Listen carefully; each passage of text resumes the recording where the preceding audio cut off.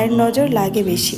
নজর কাটাতে বিসমিল্লা বলে ফু দিতে হয়। হেমলতার মায়া লাগছে পদ্মজার ঘুম ভাঙাতে, তবুও আদুরে গলায় ডাকলেন, পদ্ম, এই পদ্ম।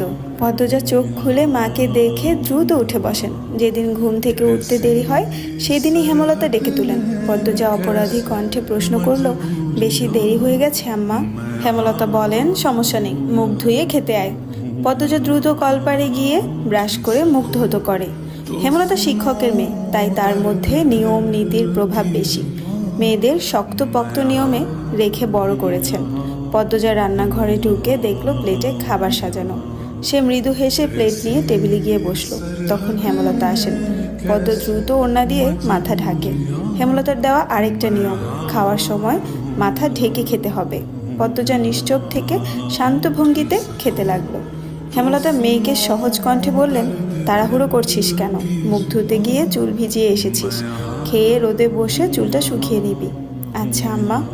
আম্মা, পূর্ণা প্রেমা আসে নাই? পূর্ণা আসছে, স্কুলে গেছে। প্রেমা দুপুরে আসবে। আম্মা, আব্বা কবে আসবেন? পদ্মজার প্রশ্নে হেমলতা দাঁড়িয়ে পড়লেন।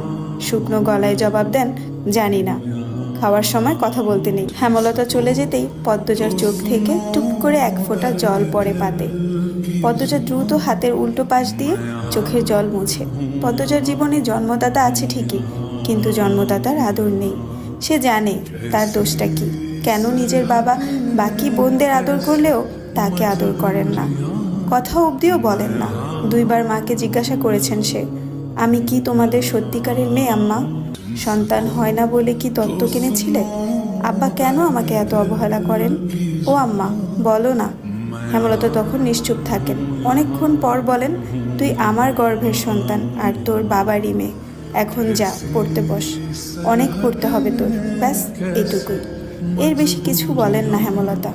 পদ্মজার কেন জানি মনে হয় একদিন হেমলতা নিজ থেকে খুব গোপন কোনো কথা বলবেন, তবে সেটা যেন সহ করার মতো হয়। এই দোয়াই সারাক্ষণ করে সে। এত কি ভাবছিস? তাড়াতাড়ি খেয়ে ওঠ। হেমলতার কথায় পদ্মজার ভাবনার সুতো ছিঁড়ল। দ্রুত খেয়ে ওঠে। আজ আমের আচার বানানোর কথা ছিল। সন্ধ্যা কাটতেই বিদ্যুৎ চলে গেল। কয়েক মাস হলো গ্রামে বিদ্যুৎ এসেছে। 8 গ্রাম মিলিয়ে অলন্দপুর। তাদের গ্রামের নাম আটপাড়া।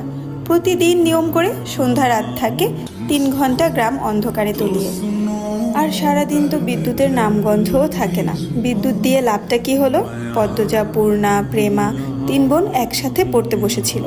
বাড়ি অন্ধকার হতেই 9 বছরের প্রেমা খামচে ধরে পদ্মজার ওড়না। পদ্মজা মৃদু স্বরে ডাকলো, আম্মা, আম্মা, আয়, টর্চ নিয়ে আয়, যা। হেমলতা আহ্বানে পদ্মজা উঠে দাঁড়ালো। প্রেমা অন্ধকারে খুব ভয় পায়।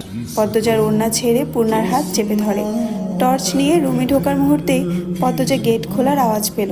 উকি দিয়ে হানিফকে দেখে সে দ্রুত রুমে ঢুকে পড়ল। হানিফ পদ্মজার সৎ মামা। বুবু, বাড়ি অন্ধকার কেন? বাত্তি টাত্তি জ্বালাও। হানিফের কণ্ঠ। হানিফ, আসছিস? হেমলতার রুম থেকে বেরিয়ে পড়লেন, হাতে হারিকেন। হানিফ সবকটি দাঁত বের করে হাসলো, বলল, হ, আমি। আয়, ভেতরে আয়। হানিফ বারান্দা পেরিয়ে বড় ঘরে ঢুকে বলল, তোমার সেরিগুলান কইতে? আছে, রুমেই পড়ছে।